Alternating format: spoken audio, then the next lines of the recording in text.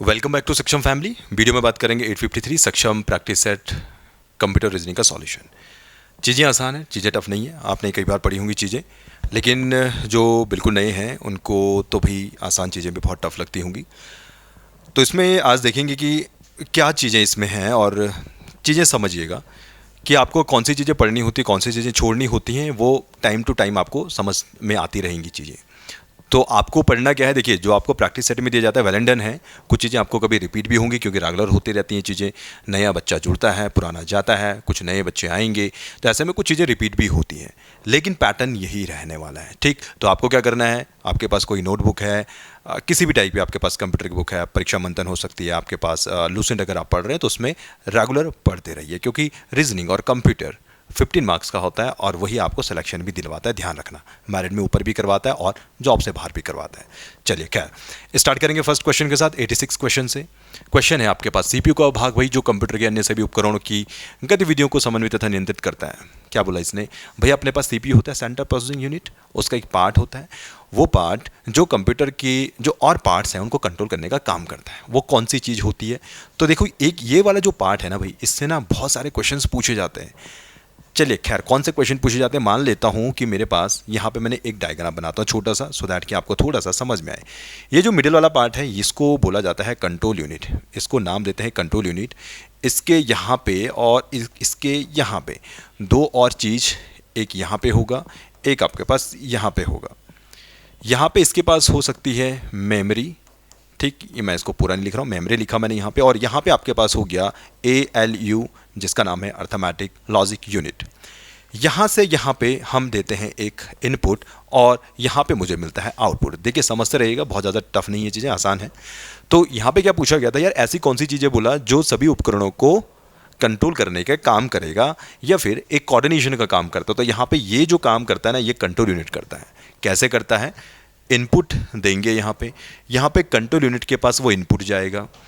अब मान लो कि यार मैंने लिखा 1+2, ठीक, अब यह 1+2 जाएगा सबसे पहले कंट्रोल यूनिट के पास। कंट्रोल यूनिट डिसाइड करेगा कि हमें इसको ALU के पास भेजना है या मेमोरी के पास भेजना है। अगर किसी चीज़ को आपको सेव करना है तो मेमोरी के पास जाएगा। अगर आपको एक अर्थमेटिक लॉजिकल जो ऑपरेशंस होते हैं, यानी एडिशन हो गया आपके पास, सब्ट्रैक्शन हो गया, मल्टीप्लिकेशन हो गया, डिवीजन हो गया, कुछ आपके पास ये बेसिक ऑपरेशंस होते हैं। अगर इस टाइप के ऑपरेशंस आपको करने हैं तो फिर आपको ALU के पास जाना पड़ेगा। कौन भेजेगा, कंट्रोल यूनिट भेजेगी। तो जो ये कंट्रोल यूनिट है यही तो कंट्रोल करने का काम कर रहा है ना। तो आपके पास ALU क्या करेगा, उसको सॉल्व करेगा, 1+2 को सॉल्व करके देगा और आंसर कितना आएगा 3। वो आपको आउटपुट जो भी आपके डिस्प्ले है उसमें 3 नजर आने वाला है। इतनी बात क्लियर है। और जो ये वाला पार्ट होता है ना भाई, ये वाला पार्ट कौन सा, ये वाला जो पार्ट है आपके पास, इतना पार्ट, इसको बोला जाता है CPU। CPU कोई अलग सा पार्ट नहीं है, CPU ये इसको पूरा जो पार्ट है इसको हम एक नाम देते हैं CPU, that is your central processing unit. और central processing unit consist your control unit ALU as well as your memory also. ठीक, तो यहाँ पे इस चीज़ को समझिएगा। और यहाँ पे एक आपके पास मदरबोर्ड आता है। मदरबोर्ड का काम क्या है, मदरबोर्ड क्या होता है, मदरबोर्ड जिसके ऊपर जो सर्किटरी होती है ना वो माउंटेड की हुई होती है, उसको मदरबोर्ड बोला जाता है। ठीक है, जिसके ऊपर रजिस्टर हो गया, कंडक्टर, सेमीकंडक्टर और भी जो आपके रजिस्टर होते हैं डिफरेंट टाइप्स के, वो सारी चीज़ें उसके ऊपर क्या की होती है, माउंटेड की हुई होती है। इस चीज़ को थोड़ा समझिएगा, थोड़ा सा याद रखना। ठीक, तो अभी के लिए आपके पास आंसर क्या बना, सेंट्रल प्रोसेसिंग यूनिट बन गया, सॉरी कंट्रोल यूनिट आपके पास आंसर बन गया। चलिए वेल नेक्स्ट क्वेश्चन की तरफ बढ़ेंगे। क्वेश्चन आपके पास, मदरबोर्ड के कंपोनेंट्स उपकरणों के बीच सूचना के माध्यम से ट्रैवल करता है। मदरबोर्ड, जैसे कि मैंने आपको क्या कहा, मदरबोर्ड सिंपल सा आपके पास ऐसा एक बोर्ड होता है, हर किसी के पास होगा मदरबोर्ड। आपने अगर कभी रिमोट अगर आप खोलोगे, है ना, रिमोट अगर आपने कभी खोला होगा तो प्लास्टिक जो होता है उसको हटा के उसके अंदर से छोटा सा आपको एक मिलेगा, वही आपके पास मदरबोर्ड है। और इस मदरबोर्ड के ऊपर बहुत सारे कंपोनेंट्स लगे हुए होते हैं, ऐसे माउंट किए हुए होते हैं बहुत सारे कंपोनेंट। तो इसने क्या बोला है, ये जो मदरबोर्ड है इसके ऊपर जो कंपोनेंट्स हैं यहाँ पे उनके बीच को सूचना के माध्यम से ट्रैवल करना है। सूचना का मतलब भैया एक पार्ट से दूसरे पार्ट तक लेके जाना। कौन लेके जाएगा, इसके लिए आपका होता है बसेज, बस बोलते हैं इनको ऐसे। बस क्या होती हैं, ये कुछ ना वायर्स होती हैं, है ना, जो इन्फॉर्मेशन कैरी करेगी और यहाँ से यहाँ लेके जाएंगे, कुछ इस टाइप से। अगर आप देखोगे, अब आपका काम क्या है, अब आप जाओ इंटरनेट खोलो, गूगल वगैरह रील्स वगैरह तो चलाते होगे, तो फार बेटर कि भाई आप क्या करो, बस ढूंढो कि भाई बस क्या है। बस का काम क्या है, पैसेंजर को लेके जाने का, और एक कंप्यूटर के टर्म्स में बस का काम क्या है, डेटा को लेके जाने का। तो कैसे लेके जाएगा, एक पार्ट से दूसरे पार्ट में वो बसेस कनेक्टेड होती हैं, क्या है वो वायर, सेटअप वायर है और कुछ भी नहीं है, तो वहाँ पे उसको लेके जाने का काम करेगा, दैट्स इट। दूसरी बात यहाँ पे ये वेज तो चलो कुछ भी नहीं है, फ्लैश मेमोरी भी, फ्लैश मेमोरी क्या है, फ्लैश मेमोरी आपके पास क्या है, सिंपल एक मेमोरी का ही टाइप होता है। ये आपके पास जैसे जब लाइट नहीं होती है तब आपके काम में आती है, जैसे आपने सिंपल देखा होगा, देखो कंप्यूटर में यूज़ अपन करते हैं, साथ साथ में आपके पास जो डिजिटल कैमराज होते हैं, जो सिंपल मेमोरी कार्ड होते हैं ना, वो भी आपके पास फ्लैश मेमोरी ही है, क्लियर। तो इस टाइप की जो मेमोरी होती है उन्हें फ्लैश मेमोरी कहा जाता है। उसके बाद सीमॉस, ये सीमॉस भी क्या है, ये एक टाइप की मेमोरी ही होती है, लेकिन जो कंप्यूटर की जो इंपॉर्टेंट सेटिंग्स होती हैं, जैसे आपका डेट हो गया, टाइम हो गया, तो वहाँ पे जो है इसे स्टोर, वहाँ पे जो चीज़ें होती हैं वो यहाँ पे स्टोर होती हैं, ठीक। तो ये चीज़ें हैं, थोड़ा सा ध्यान रखिएगा इनको। नेक्स्ट के बारे में बात करेंगे 88, देखो कंट्रोल शिफ्ट एंड अल्ट, कई बार पढ़ी होंगी, जिन्होंने पहले से तैयारी कर रहे होंगे वो जानते होंगे। कंट्रोल शिफ्ट और अल्ट ये क्या है आपके पास, इनको बोला जाता है मॉडिफायर की। मॉडिफायर से मतलब ही क्या समझते हो आप, मॉडिफाई करना भाई किसी चीज़ को, किस चीज़ को मॉडिफाई कर रहे हो आप। कभी भी अगर इनको सिंपल अलग से प्रेस करोगे ना तो कोई काम में नहीं आएगा, लेकिन अगर ध्यान दो, अगर आपने क्या किया, कंट्रोल प्लस ए कर दिया आपने, तो इससे क्या होता है, ऑल सेलेक्ट हो जाएगा, मतलब अगर आपके पास कोई भी टेक्स्ट है वो कंप्लीटली सिलेक्ट हो जाएगा। अगर आप क्या करोगे, आपके पास कोई टेक्स्ट है, वर्ड फाइल बनाई आपने, उस वर्ड फाइल को आपको सेव करना है, तो अपन तो सेव ऐसा तो होगा नहीं, वो सिंपल दबा दो उसमें एस, कभी नहीं होगा। लेकिन अगर आपने यहाँ पे क्या किया, कंट्रोल के साथ प्लस एस कर दिया, तो आपका वो क्या हो जाएगा, सेव हो जाएगा। बात क्लियर है, मतलब कहने का मतलब मेरा ये है कि ये चीज़ें जो है आपका मॉडिफायर की मॉडिफाई करेंगे आपका डेटा को, किसी न किसी चीज़ को मॉडिफाई करने का वो काम करती हैं। दूसरी बात, इसी टाइप से आपके पास शिफ्ट भी हो सकता है। शिफ्ट से क्या होगा, मान लो आपने स्मॉल सी लिखा, लेकिन अगर आप शिफ्ट के साथ सी दबा रहे हो, क्या बोला मैंने, अगर आप शिफ्ट के साथ सी दबा रहे हो तो आपको मिल जाएगा कैपिटल सी, तो इसलिए इनको मॉडिफायर की बोला जाता है। सेकंड फंक्शन की 12 होती हैं, पता होगा आपको। देखो इसमें थोड़ा सा इंपॉर्टेंट बनता है, जैसे आपके पास जो F2 होता है, F2 का क्या काम होता है, रिनेम करने का काम होता है। रिनेम बोले तो नाम को चेंज करना। इसमें एक F7 आता है, F7 का काम क्या होता है, आपका स्पेलिंग को चेक करने का काम होता है, या ग्रामेटिकल कोई अगर एरर हुई है तो उसको चेक करने का काम आता है, क्लियर। अल्फा न्यूमेरिक की, देखो अल्फा न्यूमेरिक की का मतलब ही आप समझ सकते हैं, एक होता है अल्फा, एक होता है न्यूमेरिक। न्यूमेरिक का मतलब भैया 1 2 3, और अल्फा का मतलब आपके पास जो सिंपली XYZ ABCD आपके पास जो अल्फाबेट्स होती हैं, इनको मिला के एक अल्फा न्यूमेरिक बनता है। आपने कभी देखा होगा ना, पासवर्ड में भी अल्फा न्यूमेरिक मांगता है, उसमें भी आपको अल्फाबेट भी लिखने होते हैं, कुछ नंबर्स भी लिखने होते हैं, तो इनको बोला जाता है अल्फा न्यूमेरिक की, जो आपके पास 104 से 105 के आसपास होते हैं, डिपेंड करता है कि कीबोर्ड कौन सा है। चलिए खैर, अभी के लिए ध्यान रखिएगा, इनको मॉडिफायर की बोला जाता है। नेक्स्ट के बारे में बात करेंगे, फायरवॉल का मुख्य काम क्या है। तो फायरवॉल नाम से ही समझ में आता है आपको, फायर वॉल, फायर का मतलब भगा देना किसी चीज़ को, फायर कर देना किसी चीज़ को। तो एक ऐसी वॉल जो भगाएगी, किसे भगाएगी, यहाँ पे काम होता है इसका मॉनिटरिंग का, ये चेक करेगा। फायर वॉल होती है आपके पास कंप्यूटर के अंदर, कंप्यूटर में अगर कोई अनवांटेड कोई चीज़ है, कोई वायरस है, तो उसको उससे प्रोटेक्ट करने का काम करेगा, चेक करेगा यार कि कोई अगर पर्टिकुलर कोई एक मैं कहूँगा कोई प्रोग्राम है, क्या वो हमारे कंप्यूटर को डैमेज तो नहीं करेगा, क्या कोई चीज़ जब आप इंटरनेट पर यूज़ कर रहे हैं कोई ऐसी चीज़ तो नहीं आ रही कि कंप्यूटर के अंदर पर्टिकुलर साइट को चलाने के बाद जो आपके कंप्यूटर में प्रॉब्लम क्रिएट कर दे या डिफरेंट फोल्डर्स बना दे। इसलिए फायरवॉल होती है कंप्यूटर में, जो हमारा मॉनिटरिंग करने के काम आता है। इतनी बात क्लियर। उसके बाद डिलीटिंग से आप समझ ही रहे होंगे, डिलीटिंग का मतलब डिलीट कर देना, कॉपिंग का भी मतलब आप समझते होंगे कॉपी करने का, मूविंग का मतलब एक जगह से दूसरी जगह किसी एक पर्टिकुलर चीज़ को लेके जाना। चलिए आगे बढ़ेंगे। 90 क्वेश्चन, यहाँ पे क्या बोला गया, एक प्रकार का साइबर अपराध जिसका उपयोग साइबर अपराधी एक सिस्टम या नेटवर्क प्रतिबंधित करने के लिए करते हैं। देखो इसको बोला जाता है डिनायल ऑफ सर्विस अटैक, ठीक है, ये तो इसका मतलब हो गया, ठीक है। साइबर अपराधी को प्रतिबंधित करने के लिए जो नेटवर्क होता है उसको ये कहा जाता है। इसके अलावा हमारे पास फिशिंग होती है। फिशिंग का मतलब क्या होता है, फिशिंग का मतलब सिंपली होता है, आपने अक्सर देखा होगा कि लोग क्या करते हैं, आपको फ़ोन करते हैं, फ़ोन से आपका हो सकता है आपका कोई हो सकता है कोई अकाउंट नंबर मांग ले, है ना, मतलब आपसे कोई पर्टिकुलर इन्फॉर्मेशन ले ले किसी चीज़ के बारे में, तो उसको फिशिंग बोला जाता है। अब वो तो एक टेलीफोन एक वे होता है, एक माध्यम होता है, सेम एज आपके पास हो सकता है टेलीफोन के साथ साथ ईमेल के थ्रू, ठीक है। तो ईमेल के थ्रू, आपके टेलीफोन के थ्रू, ऐसे जो लोग जो आपसे पर्टिकुलर डेटा को मांग लेते हैं, आपसे पर्टिकुलर डेटा ले सकते हैं, ठीक। तो वो डेटा किसी को देना भी नहीं चाहिए। अगर आपसे कोई बोलेगा भैया अपना ATM का नंबर बता या ATM का पिन बताओ भाई अपना, तो बताओगे नहीं, बताना चाहिए। तो ऐसे जो लोग होते हैं उनको फिशिंग बोला जाता है, ठीक। दूसरी बात, एक Trojan horse, may be Trojan horse तो ये थोड़ा दिमाग में नहीं है मेरे, हो सकता है ये कोई वायरस का नाम हो, बट ईमेल स्पैमिंग, स्पैमिंग से क्या मतलब होता है, इसको जंक मेल भी जिसे कहा जाता है। इसमें अक्सर क्या होता है कि अगर आपके पास किसी का मैसेज रेगुलर आता रहे अनवांटेड तरीके से, आपको ज़रूरत भी नहीं है और तब भी आपको ईमेल्स आ रहे हैं, जैसे आपके दुकान के, प्लॉट के, है ना, आपकी लॉटरी लग गई, कुछ इस टाइप की ईमेल अगर अक्सर देखा होगा आपने, आपको ईमेल बॉक्स में मिल जाती है। तो आपको उनकी ज़रूरत तो नहीं है, लेकिन आपको फिर भी वो मैसेजेस किए जाते हैं और एक नहीं बल्क में किए जाते हैं। तो ऐसे जो मैसेज होते हैं उनको बोला जाता है ईमेल स्पैमिंग। क्लियर। और एक होता है आपके पास क्या, ईमेल बॉम्बिंग। उसमें एक ही मैसेज को बार बार किया जाता है, जिससे आपकी ईमेल जो आईडी होती है वो डैमेज हो जाती है। चलिए खैर, अभी के लिए इतना थोड़ा सा ध्यान रखिएगा। अब बात करते हैं हम थोड़ा सा यहाँ पे कुछ रीजनिंग के क्वेश्चन है। हमेशा कहता हूँ रीजनिंग में अगर आप लर्नर हो, अगर आप बिगिनर हो, तो फिर शॉर्ट ट्रिक तो वेल एंड डन है, लेकिन आपको चीज़ें सीखनी पड़ेंगी हर एक step by step, so that कि आपके पास कोई पर्टिकुलर नया टॉपिक आया तो आप उसे कर पाओ।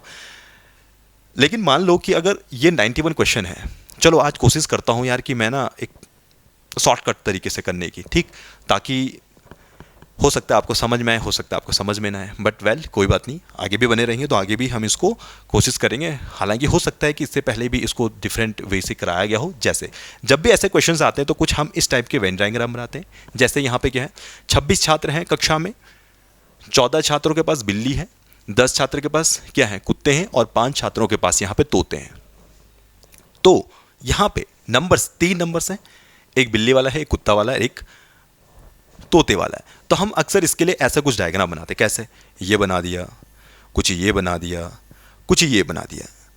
अब बहुत सारे लोग बोलेंगे क्या इससे कोई इजी तरीका नहीं है, क्या इससे कोई, मैं कहूँगा कोई आसान तरीका नहीं है। आसान होता है भाई, लेकिन कुछ चीज़ें आसान ऐसी होती है ना, वो हर जगह अप्लाई नहीं होती है। तो ये सबसे बेस्ट तरीका होता है ऐसे क्वेश्चंस को सॉल्व करने का। अगर मैं पर्टिकुलर क्वेश्चंस के बारे में बात करूं तो इस क्वेश्चन को करने का काफ़ी तरीके हो सकते हैं, लेकिन अगर आप इससे करोगे ना, इससे थोड़ा सा डिफरेंट अगर क्वेश्चन हुआ तब भी आंसर आ सकता है। फॉर एग्जाम्पल आज मैं इससे नहीं करवाता हूँ, आप इसको एक तरीका मान लो, एक सिंपल वे में हम इसको कैसे कर सकते हैं।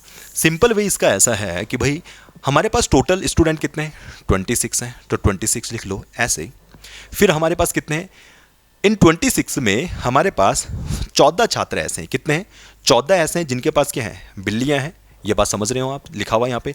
10 छात्र के पास कुत्ते हैं, यानी 10 छात्रों के पास कितने हैं, डॉग्स हैं, और 5 छात्रों के पास तोते हैं, यानी 5 छात्रों के पास पैरट हो गए। ठीक, मैंने ज़्यादा नहीं लिखा है, इसको चाहो तो सी लिख दो, यहाँ पे डॉग लिख दो और यहाँ पे पैरट लिख दो, कुछ इस टाइप से। अब हम यहाँ पे क्या करेंगे, अब उसके बाद क्या है, देखिए उसके बाद क्या होता है ना कि जो हमारे पास कुछ ऐसे ही भी विद्यार्थी हैं जिनके पास बिल्ली भी है, कुत्ता भी है, कुछ ऐसे हैं जिनके पास तोते भी हैं और डॉग्स भी हैं, कुछ ऐसे हैं जिनके पास पैरट भी हैं और डॉग्स भी हैं। सेम हो गया ना हिंदी इंग्लिश में चलो कोई बात नहीं। चलिए, मतलब ऐसा हो सकता है कि जिनके पास बिल्ली भी हो और तोते भी हों, है ना, ऐसे ये सारा कुछ यहाँ पे लिखा हुआ है। तो अब ऐसे केस में क्या करेंगे, जब आपको ये कुछ लिखा हुआ है कि जिनके पास कुछ भी नहीं है, ऐसे कितने हैं जिनके पास कुछ भी नहीं है, तो ऐसे केसेस में हम सिंपल सी बात है क्या करते हैं, इनको ऐड कर देंगे। जो अलग अलग तरीके से कितनों के पास क्या है। देखिए कुछ बच्चे ऐसे हैं जो जिनके पास ये तीनों हों, जबकि कुछ ऐसे हैं जिनके पास कुछ भी नहीं है, मतलब तीनों में कुछ भी नहीं है। तो तब इन क्वेश्चंस को कैसे सॉल्व करेंगे, इसको ऐड कर लो यहाँ पे। 14 + 10 + 15, 14 और 10 आपके पास कितना होता है, 24 होता है। 24 में 5 जोड़ दो तो आपके पास कितना आ जाएगा, 29 आ जाएगा। बात क्लियर, ठीक है। उसके बाद आपको ये देखना है कि आपके पास जो और डिफरेंट है, जैसे यहाँ पे आपके पास देखो, जैसे 4 छात्र हैं जिनके पास बिल्ली कुत्ते दोनों हैं, एक छात्र के पास आपके पास कुत्ता और तोता दोनों हैं, 3 के पास यहाँ पे तोते और बिल्ली दोनों हैं। अब अभी क्या करने वाले हो, यहाँ पे 4 और 1 और आपके पास 3, इनको ऐड करो। क्या बोला मैं, 4, 3 और 1 को भी ऐड करना है। तो इनको ऐड करके क्या मिलेगा आपको, 4, 5 और 3 8, कितना मिलेगा, 8 मिलेगा। और जो 8 आया ना, इसको 29 से इसको माइनस कर दो। अब 29 से इसे माइनस करो तो कितना आएगा, 21 आ जाएगा। बात क्लियर है, बात क्लियर है। अब ये 21 ऐसे लोग आए, ये 21 वो लोग आए जिनके पास कुछ ना कुछ है, मतलब बिल्ली भी है, कुत्ता भी है, तोते भी हैं।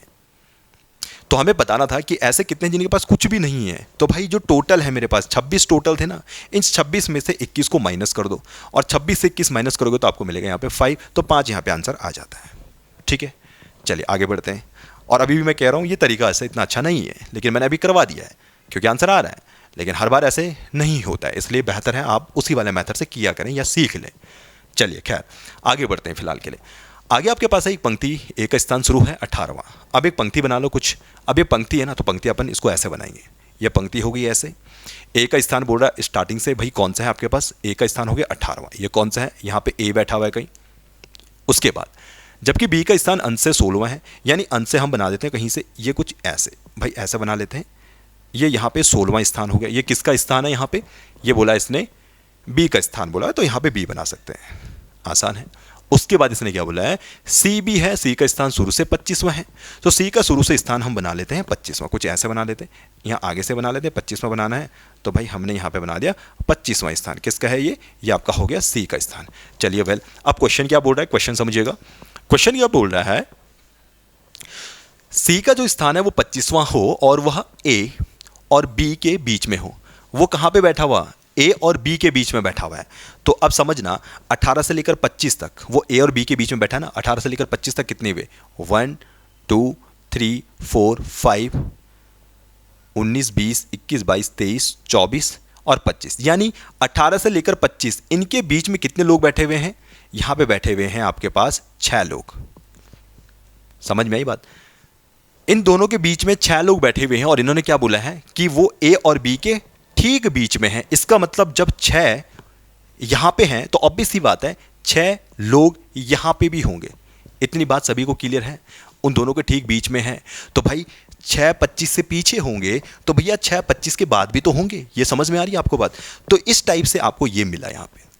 अब आगे क्या करने वाले हो, आगे बस सिंपल तरीका ये है कि हमें बताना है कि कुल कितने व्यक्ति हैं। कुल निकालने के लिए हमें किसी भी एक आदमी का क्या पता होना चाहिए, राइट और लेफ्ट पता होना चाहिए। अब यहां से मुझे किस आदमी का पता है, यानी टॉप या बॉटम पता होना चाहिए। यहां पे मैं एक काम ये कर सकता हूं कि यार मुझे ये पता है कि जो ये पर्टिकुलर आदमी है वो कौन से पे है। यहां पे देखो, यहां पे मुझे पता है, देखो सी वाला जो है, सी वाला टॉप से 25वां नंबर है। कहां से है सी वाले का नंबर, टॉप से 25वां नंबर है। और बॉटम से कौन सा नंबर हो जाएगा इसका, देखिए बॉटम में 16 तो यहां तक थे, मैंने कहा 6 को और बढ़ा दो, तो मतलब यहां पे कितने होंगे, 22 और हो जाएंगे।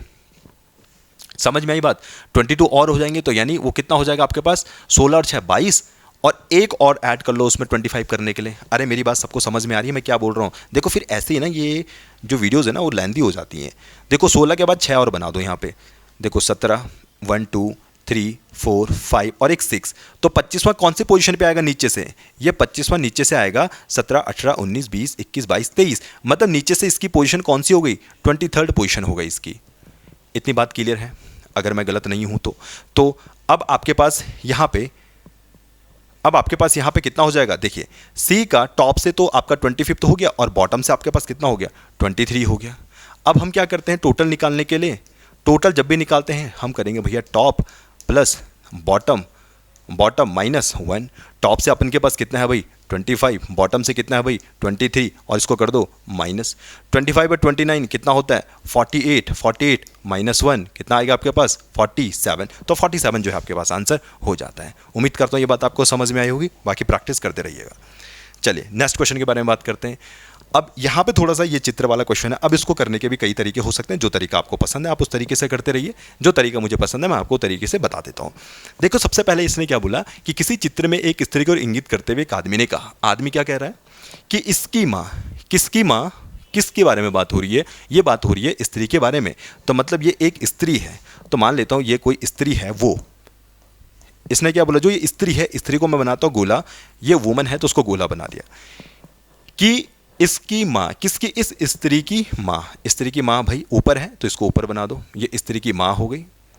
क्लियर, जो स्त्री की माँ मेरे पिता की माँ है, ठीक है, इसकी माँ की माँ। ओके, इसने क्या बोला, इस स्त्री की माँ की माँ। ओके, तो माँ एक और ऊपर आ जाएगा, ये हमारी स्त्री की माँ की माँ हो गई। जैसे जैसे क्वेश्चन बोलता है वैसे वैसे क्वेश्चन बनाते रहिए, चीज़ें आपको आसान लगेंगी। स्त्री है, स्त्री की माँ और माँ की माँ ऊपर हो गई। क्या बोला इसने, वो व्यक्ति कह रहा है इसकी माँ की माँ मेरे पिता की माँ है। अब ये मान लो कि यहाँ पे वो व्यक्ति है, वो व्यक्ति कौन सा है, वो ये व्यक्ति है, ठीक, ये व्यक्ति है, तो ये व्यक्ति है तो मतलब मेल होगा, ऑब्वियस सी बात है। तो यहाँ पे ये व्यक्ति बना दिया मैंने। इसलिए क्या बोला, मेरे पिता की माँ है, किसकी, जो इस स्त्री की माँ की माँ है वो मेरे पिता की क्या है, माँ है। तो मतलब इस व्यक्ति के यहाँ पे होंगे एक पिता, ऐसे ये कौन होंगे, पिता होंगे, और इन पिता की ये माँ होगी ये, तो इनके 2 बेटे हो गए। मतलब ये जो इन दोनों के बीच बनेगा ना, ये भाई बहन का रिलेशन होगा इसके और इस व्यक्ति के बीच में। ठीक। और इसने क्या बोला कि चित्र वाली स्त्री से क्या संबंध है, ये है वो चित्र वाली स्त्री। ये कौन सी स्त्री है, ये वही चित्र वाली स्त्री है जिसके बारे में बात की जा रही है। तो इस चित्र वाली स्त्री के साथ क्या हुआ भाई, ये पिता और ये पिता की बहन यानी ये बुआ की बेटी होगी। और बुआ की बेटी होगी मतलब, बुआ की बेटी का मतलब भाई तो हुआ, तो मतलब ममेरा भाई तो हो गया नहीं, ममेरा का मतलब मामा हो गया। तो इनमें से कोई नहीं, इसका आंसर हो जाता है। उम्मीद करता हूँ ये बात समझ में आ रही होगी। इसके आप लोग अच्छे से प्रैक्टिस करते रहिएगा। चलिए आगे बढ़ेंगे। एक निश्चित कूट में ये पेरेंट्स को ये लिखा गया। अब ये जो कूट वाले क्वेश्चंस होते हैं ना, आसान है, टफ नहीं है। देखो जैसे हमें सिंपल तरीका क्या होता है कि हमें कुछ रिलेशन देखना होता है इसका इसके साथ। जैसे अभी तो बहुत आसान है। कैसे आसान है, देखो ए का, इसको मैं यहाँ लिख दूँ PARENTS,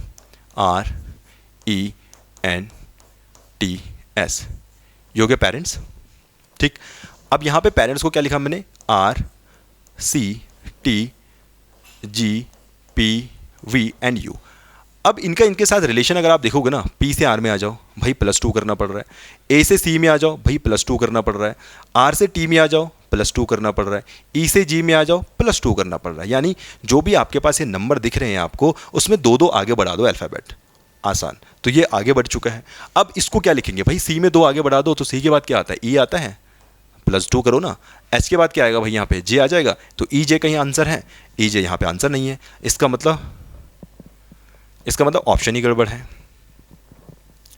E के बाद J नहीं है ना, ओके आगे करते हैं। I के बाद यहाँ पे क्या आ जाएगा, K आ जाएगा। L के बाद क्या आ जाएगा, यहाँ पे N आ जाएगा, N आ जाएगा। ठीक। तो EJKN, ठीक। तो यहाँ पे ये गड़बड़ हो रखी है, यहाँ पे J होना चाहिए। तो आंसर आपके पास B आ गया। ठीक। इसको आगे बढ़ाते रहिए। N के बाद ये आ जाएगा आपके पास P। क्लियर है बात। तो इस टाइप से जो है आप सिंपली 2 जो भी अल्फ़ाबेट है उनको आगे बढ़ाते जाइए, आपको जो है आंसर मिल जाएगा। आगे बढ़ेंगे, 95 की तरफ बढ़ते हैं। अब 95 की तरफ अगर आप एक ध्यान देंगे तो हमारे पास क्या है, पहले 1 है, फिर 1 है, फिर 3 है। इसमें अगर आप देखेंगे तो यार कुछ नंबर बढ़ रहे हैं, कुछ नंबर कम हो रहे हैं, कुछ बढ़ रहे हैं, कुछ कम हो रहे हैं। इसका मतलब कहीं ना कहीं कुछ यहाँ पे एक तो मल्टीप्लिकेशन भी चल सकता है या फिर स्क्वायर वाला सिस्टम भी चल सकता है। क्योंकि जब भी नंबर बढ़े या कुछ बढ़ रहे हों तो वहाँ पे आपके पास या तो मल्टीप्लिकेशन होती है या फिर स्क्वायर होता है जैसे। और यहाँ पे आप एक बात और देखेंगे कि एक नंबर छोटा हो रहा है, एक नंबर बड़ा हो रहा है। तो फर्स्टली हम क्या कर रहे हैं, यहाँ पे आपको एक काम करना है। यहाँ पे देखिए, यहाँ पे मैं समझा देता हूँ आपको यहाँ पे हो क्या रहा है। इसमें क्या हो रहा है आपका, देखो यहाँ पे सबसे पहले जो आपको ये 1 दिख रहा है ना, ये वाला 1, ये 1 का यहाँ पे स्क्वायर क्या है, जो 1 का स्क्वायर आएगा वो ये आएगा। समझना है, यहाँ पे ये 3 का स्क्वायर यहाँ पे क्या हुआ है, जो 3 है ना, इसी का स्क्वायर क्या है तो आपको 9 मिलेगा। यहाँ पे जो 6 है, इस 6 का स्क्वायर क्या है तो आपको 36 मिलेगा। और यहाँ पे 10 का स्क्वायर क्या है, आपको मिलेगा 100। क्लियर। तो ये कुछ इस टाइप से यहाँ पे चीज़ें की हुई है। और यहाँ पे आपको कितना मिल रहा था, यहाँ पे आपको मिल रहा है 15। तो यहाँ पे 15 का स्क्वायर आपको मिलेगा तो आपको मिलेगा 225। तो देखो आपने क्या सीखा, देखो मैं आपको कह रहा था ना कि नंबर बढ़ रहे हैं तो मल्टीप्लाई होगा या फिर आपका कहीं स्क्वायर वगैरह हो रहा होगा। तो इस टाइप से जो है आप इस क्वेश्चन को सॉल्व कर सकते हैं। और ये कब आते हैं, एक यही चीज़ होती है जो आपके प्रैक्टिस से सॉल्व होती है। क्योंकि कुछ चीज़ें ऐसी हैं जहाँ पर आपको कॉन्सेप्चुअल के साथ चीज़ें पता होनी चाहिए, और ये चीज़ कुछ ऐसी हैं जहाँ पर आपको दिमाग ही लगाना पड़ेगा, और वो सब प्रैक्टिस से आता है। 96 क्वेश्चन देखेंगे। एक साल सोमवार के प्रारंभ होता है और मंगलवार को समाप्त होता है। देखो समझना इस चीज़ को, साल सोमवार से शुरू हो रहा है, ठीक है, मतलब साल की किसी तारीख को, पहली तारीख को आपके पास सोमवार है, ठीक है, मतलब ये जनवरी का महीना हो गया। और आपका जो आखिरी है, आखिरी का मतलब मेरे पास ये 31 दिसंबर, 31 दिसंबर होगा। और 31 दिसंबर को क्या आ रहा है आपके पास, मंगलवार आ रहा है, मंगलवार यहाँ पे आ रहा है। तो इसका मतलब कहीं ना कहीं आप ये मानते होंगे यार, जो 1 जनवरी हो रही होगी इसके बाद आपके पास बुधवार आएगा। इसमें भी शायद किसी को प्रॉब्लम नहीं होना चाहिए। तो देखिए जो नॉर्मल ईयर होता है ना, नॉर्मल ईयर, तो इस नॉर्मल ईयर में जो फर्स्ट डे होगा और आपका जो लास्ट डे होगा, first day and last day, यहाँ पे हमेशा ये एक जैसे होते हैं अगर नॉर्मल ईयर है। अगर मान लो पहला दिन अगर आपका सोमवार रहा हो तो इसका लास्ट दिन भी सोमवार ही रहेगा। क्लियर। और मान लो अगर ये लीप ईयर है, लीप ईयर मतलब अधिवर्ष, तो इसका जो फर्स्ट डे है, फर्स्ट डे का मतलब पहली जनवरी, अगर पहली जनवरी को यहाँ पे सोमवार है तो भाई इसका जो अंतिम यानी 31 आपका जो दिसंबर होगा वहाँ पे आपके पास क्या आएगा, मंगलवार आएगा, जैसे इस केस में हो रहा है। लीप ईयर के केस में चेंज होता है और वैसे केस में नॉर्मल केस में चेंज होता है, क्योंकि लीप ईयर में आपके पास 366 डेज का होता है और नॉर्मल ईयर में 365 डेज का होता है, इसलिए आपको कुछ चीज़ें ये मिलेगी। तो अब आपके पास जब ये हैं तो इस केस में आपको क्या करना पड़ेगा ये भी समझो, क्योंकि भाई यहाँ पे देखो जनवरी कितना, जनवरी आपको कितना तक मानना था, यहाँ पे आपके पास है 16 जनवरी तक। अब जनवरी कितना होता है आपके पास, जनवरी आपके पास 31 जाती है, यानी 31 से आपको 16 को माइनस करना है, ठीक।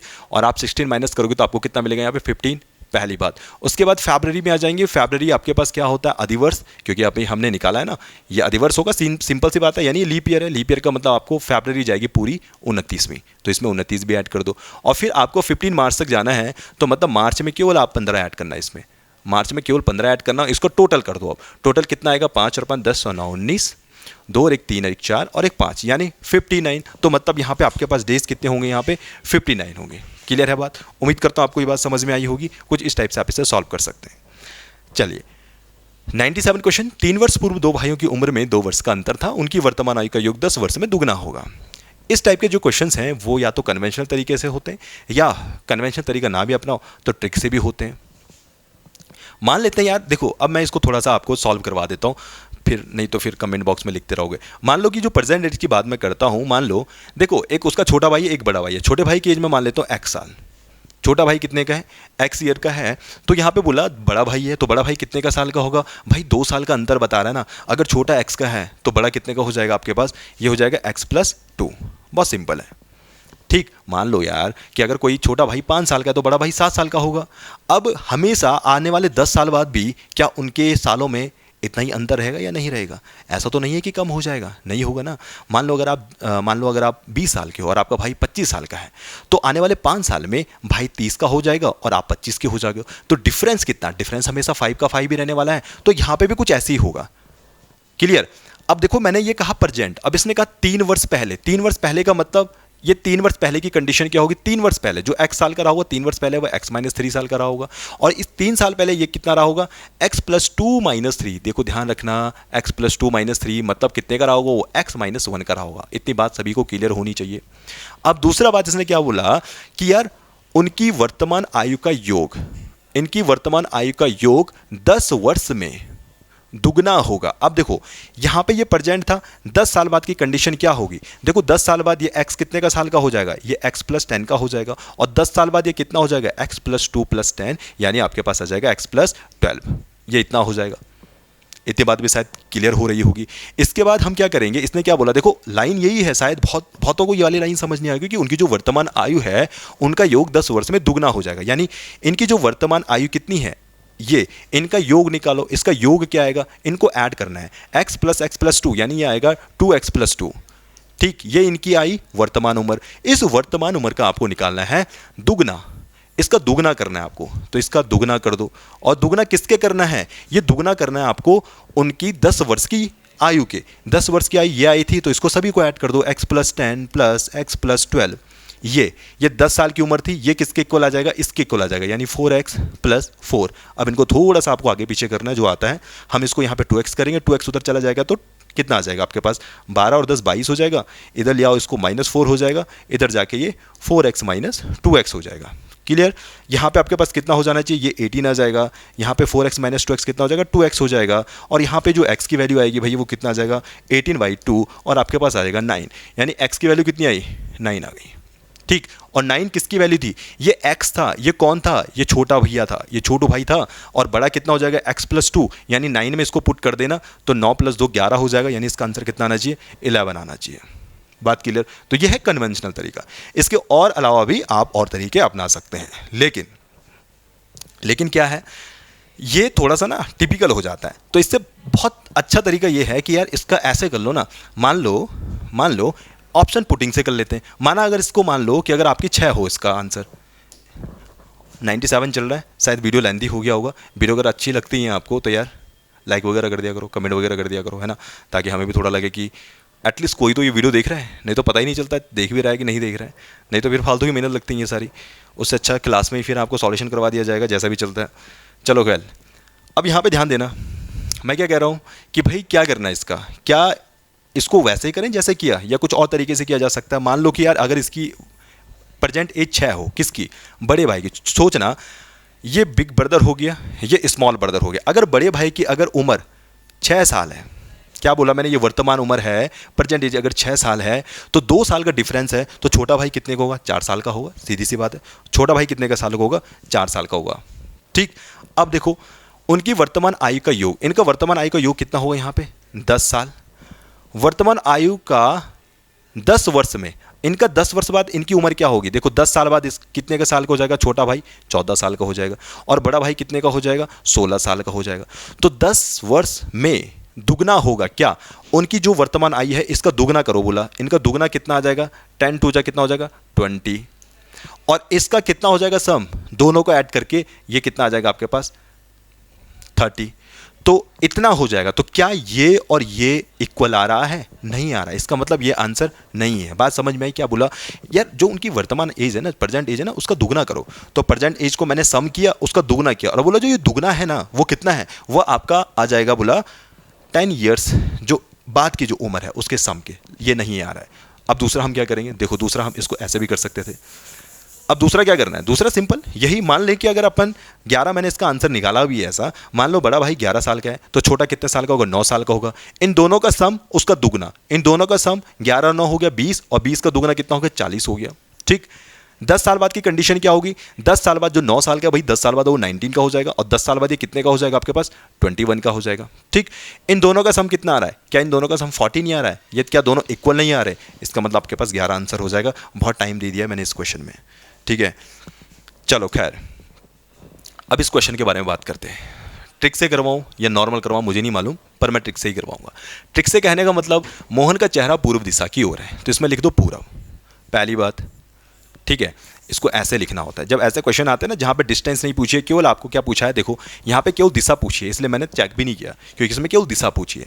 तो पहली दिशा पूरब, वह आगे तरफ चलता है 4 किलोमीटर। जब जब केवल आपको दिशा पूछी हो तो तब आपको डिस्टेंस से कोई मतलब नहीं है, तब आपको केवल दिशा पे ही ध्यान करना है, उसी पे फोकस करना है। वो 4 किलोमीटर चलता है आगे की तरफ, आगे की तरफ किस तरफ चला, वह आगे की तरफ चला, किस तरफ, वो पूरब की दिशा में ही जा रहा है, आगे की तरफ जा रहा है, मुझे नहीं मालूम किस तरफ जा रहा है, लेकिन पूरब की दिशा में जा रहा है। उसके बाद वो दाएं मुड़ा, दाएं बोले तो लिख दो यहाँ पे लेफ्ट।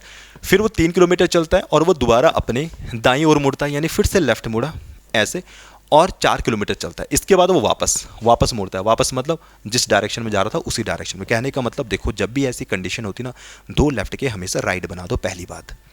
ठीक, आप सभी लोग जानते हैं कि अगर कोई ये पूरब है तो पूरब के बाद राइट क्या होगा, भैया राइट वो इस डायरेक्शन में आ रहा होगा, हो रहा होगा। मान लो कि ये मेरा डायरेक्शन ये पूरब हो गया, ठीक है, और मैं राइट घूमूंगा तो मैं आपकी तरफ घूमूंगा, बात क्लियर। लेकिन इसने लास्ट में क्या बोला, वो वापस मुड़ जाता है। वापस का मतलब मैं पहले ऐसे था, मैं ऐसे मुड़ा तो मैं वापस उसी में मुड़ जाऊंगा। तो मतलब पहले मेरी पूरब थी, लास्ट में भी मेरी पूरब होगी। यहाँ पे वो मुड़ा भी, बात समझ में आई, यहाँ पे वो मुड़ गया। मुड़ना मतलब उसी डायरेक्शन में जिस डायरेक्शन से वो आया था, तो इसका मतलब ये पूरब दिशा की तरफ ही रहने वाला है। ठीक, बाकी एक वो घुमाने वाला होता है ना, ये ऐसे करने वाला, आप उससे भी कर सकते, कोई प्रॉब्लम नहीं है। चलिए आगे बढ़ते हैं। नीचे दिए गए चित्र में कौन सा अंग लुप्त है, शायद हो सकता है दिखाई दे रहा हो। अच्छा, इसमें क्या करना है, इसमें इसका तरीका क्या है यार, इसमें कुछ यहाँ पे आपको ये साइन नज़र आ रहा है ना, इस साइन में आपको कुछ ना कुछ चीज़ें डालनी है। कैसे डालना है, सो दैट कि ये भी उसको सेटिस्फाई करे। जैसे मैं यहाँ पे बात करूँ, अगर आप इसको कैसे कर सकते हैं, जैसे इसको यहाँ पे 3 से काट लो, 3 1 जा 3, 3 2 जा 6 12, और 3 10 जा 20, तो 12 और 10 22 होता है, पहली बात। इसमें 3 5 जा 15 और 3 6 जा 18, 6 और 5 करोगे तो 11 आता है। उसके बाद 3 2 जा 6 और 0, देखो 44 तो 3 से डिवाइड नहीं होता है, लेकिन यहाँ पे मुझे क्या करना पड़ेगा, यहाँ पे मुझे एक ऐसा नंबर चाहिए, कैसा नंबर चाहिए, यहाँ पे मुझे 24 और चाहिए। और 24 कैसे आएगा, जब 3 से क्या डिवाइड होगा आपके पास, देखो 72 अगर डिवाइड करोगे, अगर यहाँ पे 72 हो तो 72 अगर डिवाइड करोगे, 3 2 जा 6 और 3 4 जा 12, तो तब आपके पास 20 + 24 44 बनेगा। तो मतलब यहाँ पे कितना आना चाहिए आपको, 72 यहाँ पे आंसर आना चाहिए। इतनी बात आपको ध्यान रखनी है। चलिए आगे बढ़ते हैं। अब ये जो क्वेश्चन है, ये कौन सा क्वेश्चन है, ये है एक औसत वाला। औसत वाले के पास भी आपके पास बहुत सारी ट्रिक्स हैं। नॉर्मल चाहो तो आप कन्वेंशनल तरीके से भी कर सकते हो। एवरेज जो होता है सम ऑफ ऑब्जर्वेशन होता है, टोटल नंबर ऑफ ऑब्जर्वेशन होता है। ठीक, हिंदी में देख लेना उसे क्या कैसे बोला जाता है। तो एवरेज जो होता है, एवरेज ये सम ऑफ ऑब्जर्वेशन होता है, सम ऑफ ऑल ऑब्जर्वेशन, और यहाँ पे टोटल नंबर आ जाएगा, टोटल नंबर ऑफ ऑब्जर्वेशन यानी जितने भी हैं। अब इसको हम इसी मेथड से निकालेंगे यहीं पे। बस इतना अगर आपको फॉर्मूला ध्यान है ना तो आप आसानी से कर सकते हैं। देखिए पारियां कितनी हैं 25, औसत कितना आया 50। सबसे पहले हम इसी पहली वाली चीज़ के लिए बनाएंगे, यानी पहली में जब आपके पास पारियां 25 थी तो औसत आया 50, यानी 50। ठीक, यहाँ पे सम मैं लिख रहा हूँ, मैं पूरा नहीं लिखूंगा, सम लिख रहा हूँ। और यहाँ पे टोटल कितना आएगा, टोटल आपके पास थी 25 पारियां। ठीक, तो यहाँ पे सम कितना आ गया पहले के लिए, सम आपके पास आ गया 1250। पहली बात ये इसके साथ मल्टीप्लाई हो जाएगा, ठीक है ना। तो मतलब जो 25 पारियां थी ना, अब 25 पारियों में क्या होता है कि यार 25 पारियों में हो सकता है उसने कहीं 30 रन बनाए हों, कहीं 32 बनाए हों, कहीं पे 50 बनाए हों, कहीं पे 10 ही बनाए हों। तो उनका एवरेज होता है, एवरेज मतलब एक मिडिल का नंबर। तो मिडिल का नंबर क्या करते हैं, सभी को हम ऐड करते हैं और जितने नंबर होते हैं उनसे डिवाइड कर देते हैं। अब मुझे ये पारियां हैं, ये समझो कि भाई पहली पारी में मान लो 10 उसके कह सकता हूँ मैं कि उसने रन बनाए हों, फिर उसने 20 बनाए हो सकता है किसी में उसने 50 मार दी हो, उनका एवरेज ऐसे कुछ निकलता है। फिर क्या बोला इसने, देखो ये पहला केस है। दूसरे में इसने क्या बोला, उनमें से 10 पारियों का औसत है 45। 10 पारियों का औसत 45 का मतलब 10 पारियों के लिए औसत निकालो। 10 पारियों का औसत कैसे निकलेगा, 45 यहाँ पे सम निकलेगा, ये 10 पारियों के लिए निकल रहा है, ठीक है। सम इक्वल टू हो जाएगा मेरे पास 10, तो यहाँ पे सम कितना आ गया, वो 10 पारियों का सम हो जाएगा आपके पास 450, ठीक है। तो ये निकला कितने, ये 10 पारियों का सम है, ये 25 पारियों का सम है। और फिर लास्ट में एक चीज और बोली इन्होंने कि 12वीं पारी से और अंतिम 52 तक, यानी देखो 10 पारी तक तो बात सही है, 11वीं पारी नहीं पता, 11वीं के बाद 12 से लेकर और 25 तक, 12 से लेकर 25 तक कितने हो गए आपके पास, 13 पारियां हो गई, ठीक है। 11वीं छोड़ी हुई है और इसने यही तो बोला है 11वीं पारी के रन कितने होंगे, तो 12 से लेकर 25 तक 12 और 8 20, 8 ये होंगे और 5 और ऐड कर देना यानी 13। यानी मैं यहाँ पे क्या कह सकता हूँ, इस वाली पारी के लिए यानी 13 पारियों के लिए निकालना पड़ेगा मुझे अब, ठीक है ना, क्योंकि 25 थी ना टोटल, तो 12 से लेकर 25 तक। तो यहाँ पे कितना हो जाएगा सम, औसत 52 औसत है कितने का, यहाँ पे आपके पास आ जाएगा 13 पारियों का औसत है। कम तो नहीं निकाला मैंने, 14 आएगा ना, ये 14 आएगा क्योंकि 10 का ऑलरेडी हो चुका है और 14 और आ जाएगा। तो यहां पे आपके पास 14 के साथ इसको मल्टीप्लाई कर देना, सम कितना आ जाएगा आपके पास 728, ये कुछ आ जाएगा 728, ये सम आ गया। अब ये समझना, देखिए मैंने फिर भी लॉन्ग से करवा दिया है, शॉर्ट से तो ये और अच्छे तरीके से हो जाता तो आपको समझ में भी नहीं आता। तो देखिए पहली 10 पारियों का औसत आपके पास कितना आ गया 450, 11वीं पारी मैंने छोड़ दी और उसके बाद जो बाद की 12 पारियां हैं, यानी बाद की 12 के बाद, तो वो कितनी आई यहाँ पे 728। अब हमें क्या करना है, अब हमें एक काम करना है, अब ये काम ये करना है कि हमें निकालना था 11वीं पारी का।